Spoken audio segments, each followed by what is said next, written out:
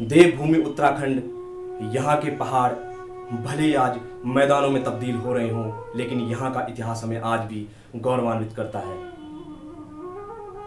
ऋषि मुनियों की तपोभूमि व देवी देवताओं का स्थान कहे जाने वाली इस देवधरा पर सबके होने के प्रमाण मिलते हैं।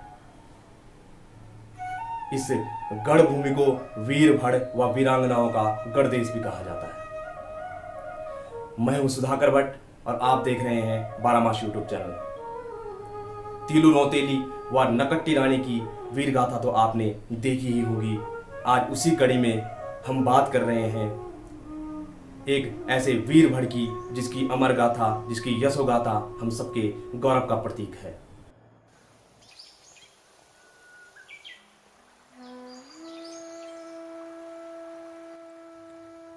उस जमाने में भड़ होते थे वे वीर पुरुष जो शरीर, साहस और बल से विशाल होते थे। इनके बारे में कहा जाता है कि कई क्विंटल का भार पीठ पर लादकर पर्वतों की असाधारण चढ़ाई लांघ जाते थे। हमें इसमें आश्चर्यचकित नहीं होना चाहिए, क्योंकि जब पुराने किसी मकान की दीवारों में पूर्वजों द्वारा लगाए हुए पत्थर, जिनसे आज एक को 10 भी मिलकर नहीं उठा सकते, तो हम कल्पना कर सकते हैं कि उस जमाने में भड़ कैसे रहे होंगे। आज भी कहीं खुदाई के समय किसी न किसी रूप में उस जमाने के अवशेष मिल ही जाते हैं। लेकिन ये बात उस जमाने से भी पहले की है, या यूं कहो कि युग बीत गया।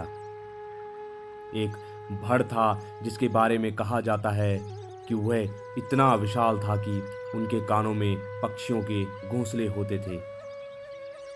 वे एक मण का थमालू उठाते थे। नाम था घांगू रमोला, जो लाल सिंह, जीतू बगड़वाल जैसे ही देवताओं पूजे जाते हैं। वह स्वयं भी आते हैं।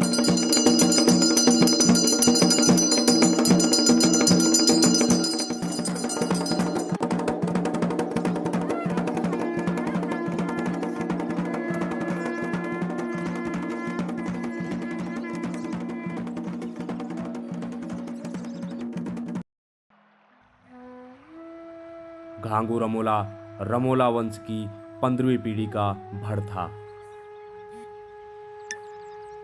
सेम मुखेम में घांगू रमोला का कार्य क्षेत्र रहा। लोकगीतों में कहानी है कि श्री कृष्ण भगवान ने उनसे 9 हाथ 9 वेद जगह मांगी थी, जिसे घांगू रमोला ने मना कर दिया था। एक बात यह थी कि वेश बदले श्री कृष्ण भगवान को उन्होंने कहा था, पहले भीमा राक्षसी को मारो फिर जगह मिलेगी। उन्होंने जब राक्षसी मारी तब जगह दी गई। वहीं पर श्री कृष्ण नागराज मंदिर है, जिसके नीचे मणबागी में मेला लगता है। बड़ी संख्या में लोग दर्शन के लिए आते हैं। दूसरी बात यह है कि जब घांगू रमोला ने जगह नहीं दी, तब श्री कृष्ण भगवान ने डांडा नागराज पौड़ी में जगह बनाई। फिर सपने में घांगू रमोला को पश्चाताप हुआ। इस बीच उनके धन, चैन, पशु मरने लगे और नाग ही नाग दिखने लगे। आखिर में भड़ घांगू को बात माननी पड़ी। यह जिक्र प्रमाणिक किताबों में नहीं है, किंतु गीत गाथाओं व आस्थाओं में जरूर मिलता है। घांगू रमोला 15वीं पीढ़ी के भड़ थे। उनके पूर्वज ने मौल्यागढ़, रैकागढ़ बसाया था। मौल्यागढ़ में सेम मुखिम था, जो बाद में पट्टी रमोली बना। टिहरी, उत्तरकाशी जिलों में जो 84 गांव रमोला लोगों के हैं, उनकी पुरानी वंशावली कुछ इस प्रकार है।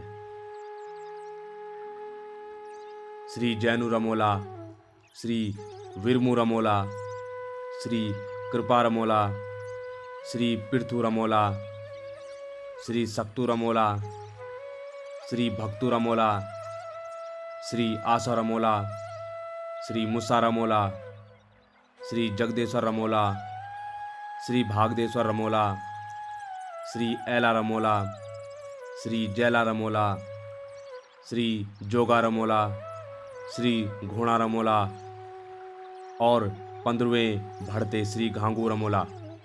उनके बाद श्री सिद्धवा रमोला, श्री विधवा रमोला और फिर हुए श्री खड़कू रमोला। साथ ही हम ये भी बताते चले कि 7 प्रकार के सेम हैं। सबसे पहला प्रकटा सेम, जहाँ श्री कृष्ण प्रकट हुए थे, और सेम भी जिनके नाम में ही अर्थ है। अर्गटा सेम, लुक्का सेम, बुका सेम, तलबला सेम, गुप्त सेम और 7वां शतरंजू सेम। वीरभद्र घांगू रमोला के जीवन का बहुत अधिक इतिहास उपलब्ध नहीं है, लेकिन जितना है वह कम भी नहीं है। ऐसी ही किसी दूसरी वीर गाथा के साथ फिर मिलेंगे, तब तक के लिए 12 मास प्रणाम।